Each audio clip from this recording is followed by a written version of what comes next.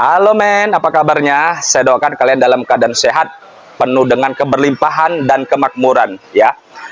Topik kali ini kita akan sharing ya. Banyak sekali hari ini teman-teman yang datang konsultasi ke saya, hidupnya masih blangsak ya, masih banyak hutang ya. Hidupnya susah untuk cari hari ini habis hari ini, bahkan ya, dia cari hari ini nggak cukup juga untuk memenuhi kebutuhan keluarganya.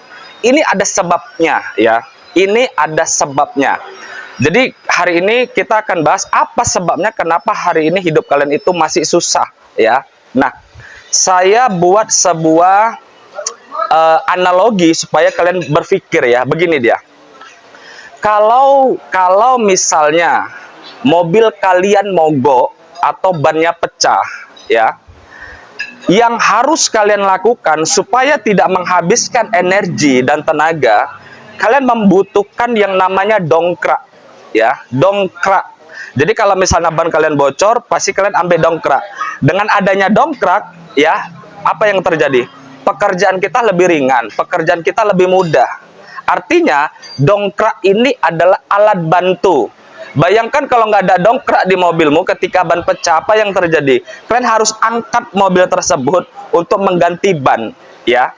Jadi dalam hidup ini kita juga butuh namanya alat bantu atau dongkrak, ya. Ini yang saya katakan sebagai leverage, daya ungkitnya. Kalian harus mencari, menemukan daya ungkit untuk kemakmuran dan kemapanan kalian. Apa daya ungkitnya?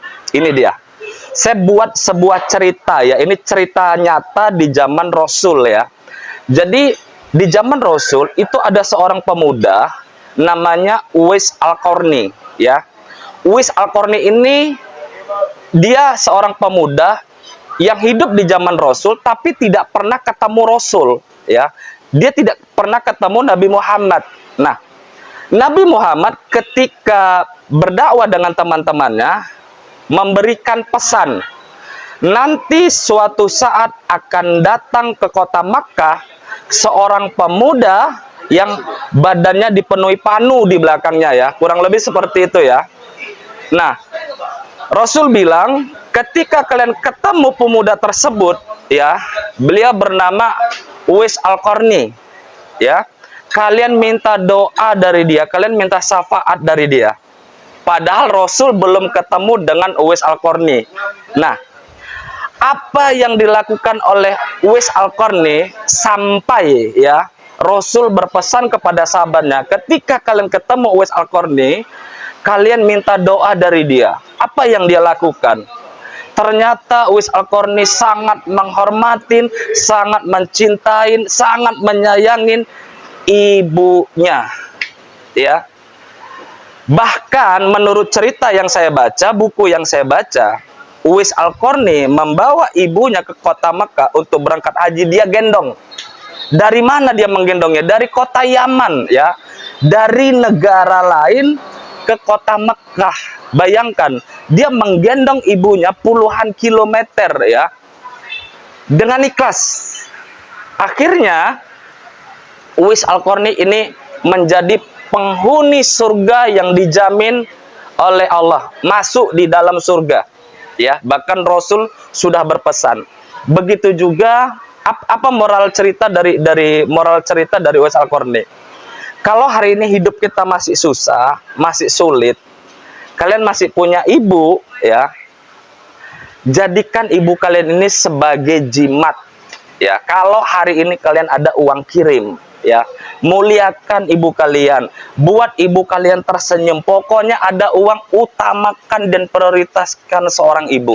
Ketika ibu tersenyum, ketika ibu mendoakanmu, tidak ada makhluk di dunia ini, baik di langit maupun di bumi, yang mampu mencelakakanmu ya. Ingat ya, ketika seorang ibu mengangkat tangannya, siapapun kamu hari ini, hidupmu akan mapan, hidupmu akan makmur. Semua yang akan kamu impikan itu terwujud dengan mudah. Ya, teman-teman. Jadi buat hari ini pesannya adalah, kalau masih ada ibumu, muliakan dia. Jangan sampai ibumu sedih karena tingkah lakumu. Ketika kamu membuat ibumu sedih, selesai hidupmu. susah selamanya, bahkan sampai mati, ya. Jadi sayangin ibumu lah. Kalau masih ada ibu, telepon dia, ya. Kalau dia ada di kampung, kirim uang.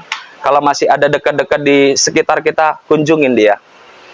Semoga video ini bermanfaat. Ketika video ini bermanfaat, share ke teman kamu dan kasih komen yang positif di kolom komen. See you at the top, peace.